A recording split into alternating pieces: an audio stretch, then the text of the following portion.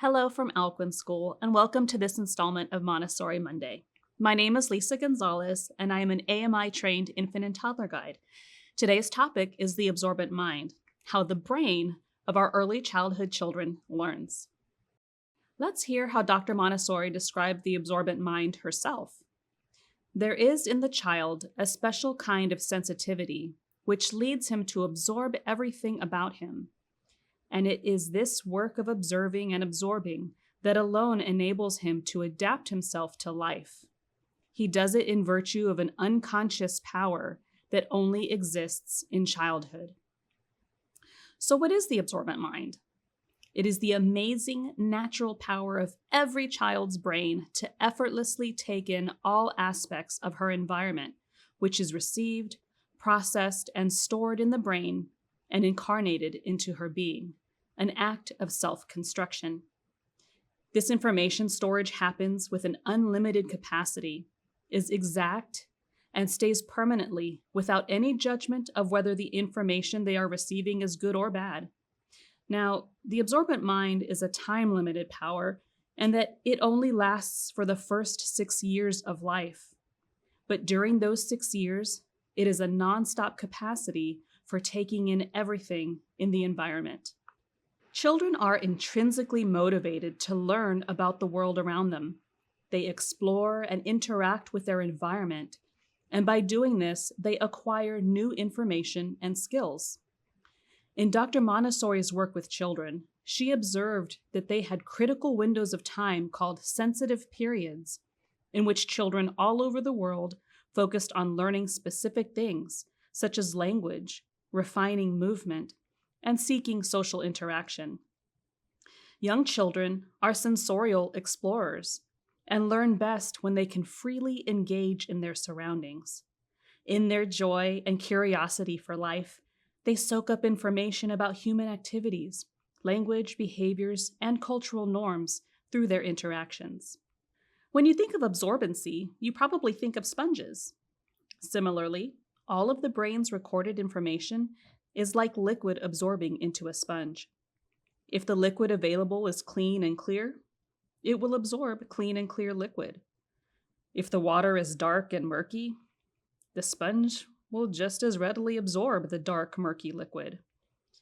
If only a little bit is there, only a little bit is absorbed. When the sponge is placed into a glass of water filled with rocks and cannot reach the water, these obstacles allow nothing to be absorbed. There is a limitation to this analogy. Unlike a sponge, the brain does not get too full, and the information does not squeeze back out. Let's go a little deeper. The absorbent mind has 2 stages.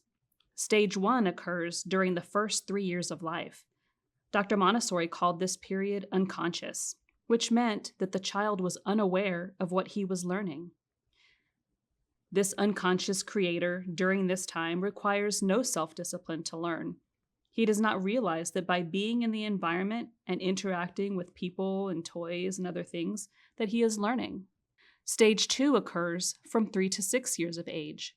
The child now makes conscious choices to learn new information or skills and has an awareness of the abilities of himself and others. This conscious worker asks questions and seeks opportunities in his environment to acquire knowledge and skills. Why does every person begin life with this amazing capacity of the brain? Why are there no filters for all of the stimulation in the child's environment? The absorbent mind plays an important role in the process of adaptation. Each child must figure out what their world is like, and it starts with noticing everything, then learning what is preferred by them, their family, and their wider community culture. Every child is born with preferences based on their in utero experiences, their first comfort zone, where they experience stimuli like light and dark, sounds of voices or pets, music and mechanical sounds. Later, the child's experience continues to widen, at first in the home, and then as they begin to visit new places and meet new people, new caregivers, and eventually go to school. Imagine having no filters for all of the information we encounter throughout the day, every day. Aren't we glad that we grew out of that stage? The brain outgrows the need to record everything and then switches to a new kind of learning that Dr. Montessori called the reasoning mind. This is when the child takes what he has learned and manipulates the information further to figure out how the world operates on a more complex level. The difference between having the absorbent mind for the first 6 years of life and then the reasoning mind is like capturing the same scene with a photo versus a painting. The absorbent mind records every detail at the click of a button, while the reasoning mind is like a painting where an artist has to put in more effort to add more details. So what does the absorbent mind mean for us? Whether you are a parent, teacher, or other caregiver, it is very important for us to know, if we didn't already, that we are under surveillance at all times. Smile, we're on camera. Children are recording everything around them all day, every day, the good and the bad indiscriminately. They can't turn this ability off, and they eventually try to imitate it all. So I invite you to live like your whole world is watching, because they are. We must take good care of ourselves to model a good life filled with love, kindness, and respect being lived for our children to learn from every day. Keep in mind that while the incredible ability to learn is effortless, that doesn't mean that it requires no energy. On the contrary, young children love using their maximum effort to undertake various tasks, and the energy required does not leave much for things like self-control and compliance. There are plenty of life skills to show them by doing them for ourselves. How to problem solve, how to calm ourselves when we are frustrated, how to handle a mistake, how to apologize when we do something we wish we hadn't, how we ask for help when we need it. The list goes on, and if we don't know how to do any of these things well yet, then it is up to us to show them how we are willing to learn it now. Knowing how children have this capacity to learn helps us to prepare the environment rich with possibilities to meet their developmentally appropriate needs.